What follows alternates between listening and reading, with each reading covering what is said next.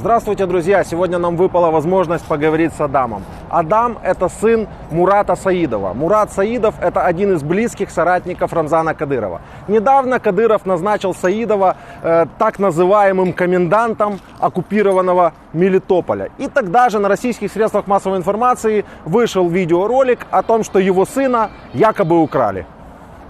Здравствуйте, Адам. Здравствуйте. Спасибо вам за то, что обратились и решились на это интервью. Я знаю, это было для вас непросто.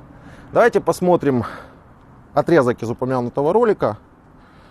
И вы скажете, что здесь правда, а что вымысел. Киевский режим не брезгует уже ничем. Защищая свою националистическую идеологию, они идут на откровенный захват заложников. Неделю назад спецслужбами Украины из собственной квартиры был похищен и вывезен в Киев мирный житель Украины. Сын заместителя представителя главы Чеченской республики в Крыму Мурата Саидова, 20-летний Адам. Итак, помимо прочего, здесь сказано, что вы были вывезены из дому, похищены из дому и вывезены сотрудниками СБУ. Это было? Нет, этого не было. Меня задержали правоохранительные органы при поездке в магазин. Меня попросили продемонстрировать документы свои. Их проверили, и после этого меня отвезли в участок полицейский. Там приехали военные и сопроводили меня в более безопасное место, где уже объяснили мне, что это для моей безопасности. Но вы понимаете, что реально вашей жизни угрожала опасность? Да, я понимаю это. С чем это было связано? Меня могли убить с целью того, чтобы дезинформировать свое население, сделать меня такой сакральной жертвой, будто бы это все сделали какие-то бандеровцы или еще кто-то. Вы живете, я так понимаю, с детства в Украине? Да.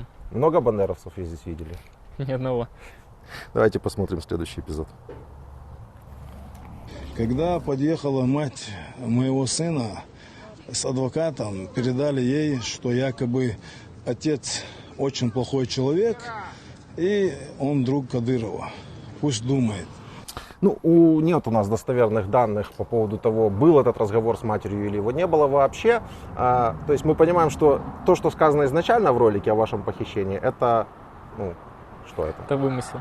Просто вымысел, да. По этому разговору мы тоже не знаем, не имеем представления, был такой разговор или не было. Но что вы лично можете сказать о Кадырове и его друзьях?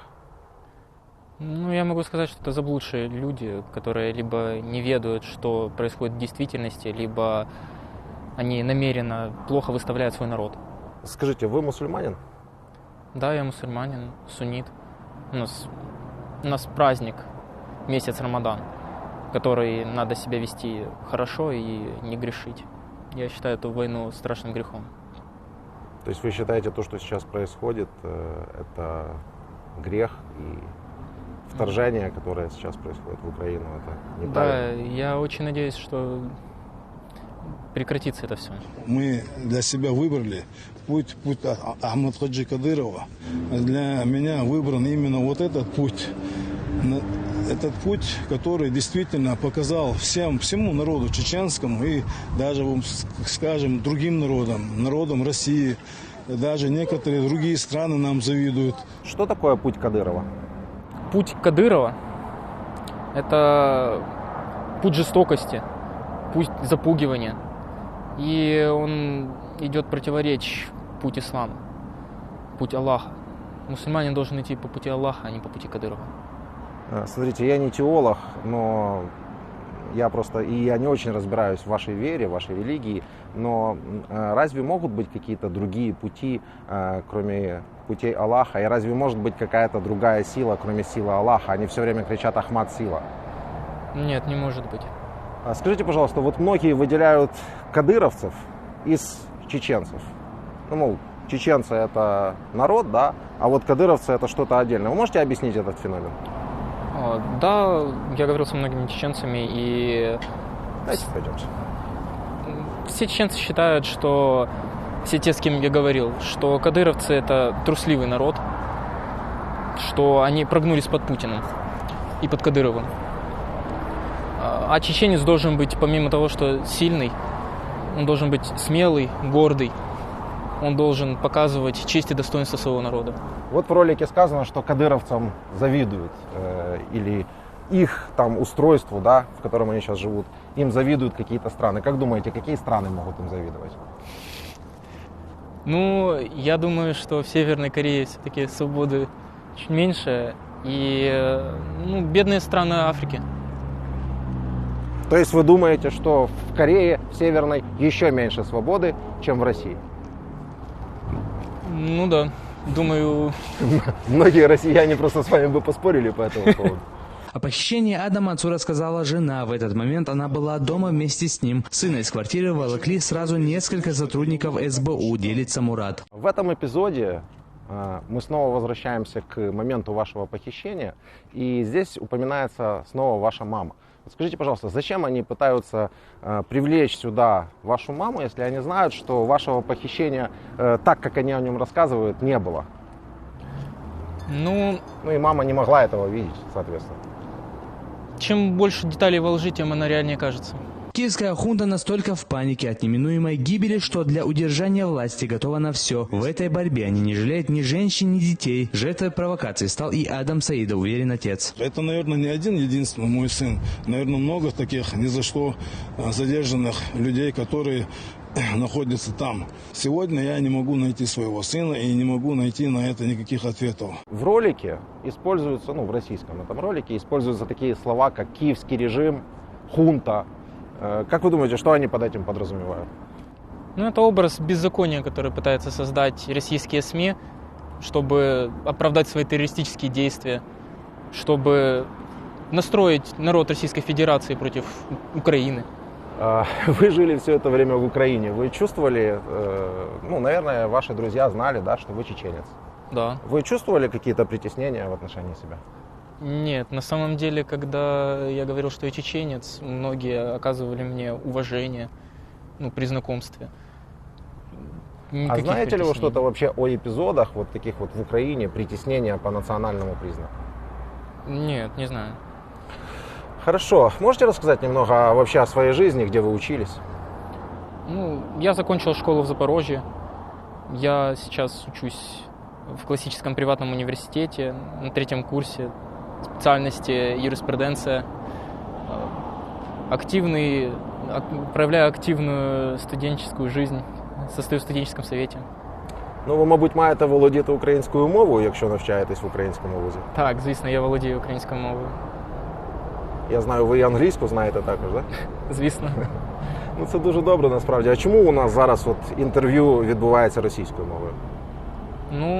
Бо нас треба розуміти російським громадянам. Как же российские граждане не поймут, что здесь на самом деле происходит, если никто не будет им это рассказывать и показывать? То есть мы пытаемся до россиян, донести немного.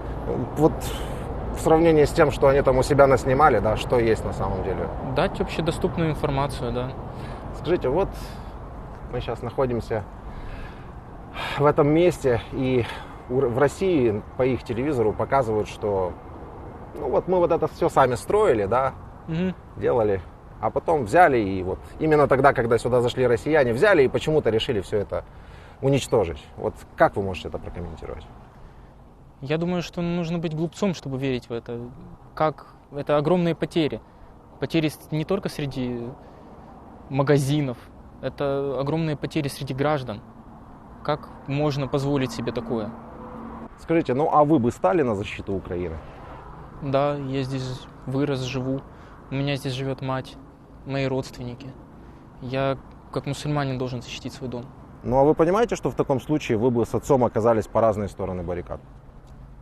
Да, но как я могу каждый день говорить «Ашхаду алла илляха илляллах, ва ашхаду анна Мухаммаду расулуллах», говорить, что я мусульманин, при этом бездействовать, когда мирные граждане, среди которых есть мусульмане, страдают от тех, кто якобы сражается здесь с какими-то вымышленными ими же киевской хунтой, бандеровцами. Ребят, извините, так получается, что когда интервью записывается без подготовки, и здесь непрофессиональный интервьюер и, в общем-то, непрофессиональный респондент, человек иногда рассказывает интересные вещи уже после интервью, поэтому мы решили добавить. Я ж задавал вам вопрос по поводу того, стали бы вы на защиту Украины. Вы сказали просто «да, стал бы», а оказывается, вы на нее уже, в общем-то, и становились, получается, до этого. Можно сказать, становился на защиту. Правда, Ну, в общем-то, я занимался волонтерством, то есть помогал делать коктейли, помогал в защите города. Я, ну, в обустройстве защиты города. Хотел пойти в территориальную оборону, но у меня нет... Я не служил, поэтому мне надо было бы несколько месяцев еще. Безусловно. Ну, в общем-то, решил помогать тем, чем могу сейчас, не ждать несколько месяцев. И... Но вот, все, что от вас зависит, вы все равно делали, получается, в самом начале, уже для защиты Украины. да, я волонтерствовал еще до войны, но раньше в субботники, помогал в приютах, а сейчас вот Это у вас от института, да, как-то происходило? от студенческого совета, я член студенческого совета. Он как-то имеет какое-то название, или это просто студенческий совет Студенческий совет классического приватного университета, просто, в Запорожье? да, в Запорожье. Я надеюсь, ваш отец нашел ответы на свои вопросы. Как вы думаете? Я надеюсь, это интервью даст ответ моему отцу и, надеюсь, даст ответы многим гражданам Российской Федерации. Мурада в городе знают все, он известный меценат. Это город с населением 250 тысяч человек. Много лет помогает нуждающимся. А с начала специальной операции он передает помощь от регионального общественного фонда имени первого президента Чеченской Республики Ахмата Хаджи Кадырова жителям освобожденных от нацистов городов. А что вы можете сказать? Ваш отец действительно является меценатом в Мелитополе, оккупированном? Я считаю, что нельзя быть меценатом на оккупированной территории, потому что там не нужно было бы заниматься меценатством, если бы она не была оккупирована. То есть, если бы они туда зашли, то их помощь там была бы не нужна, я правильно понимаю? Если бы они туда не зашли, их помощь Да, не нужна да, была бы. Да. А что вы знаете о том, что он раньше там был меценатом? Ну, я о таком не слышал. Как вы можете прокомментировать эпизод с раздачей гуманитарной помощи в оккупированном Мелитополе? Я думаю, это все показательно и создано для того, чтобы задобрить народ оккупированной территории. То есть вы считаете, что это элемент как бы пропаганды для того, чтобы это показать где-то? Да, я думаю, что это пропагандистский ролик. Их много.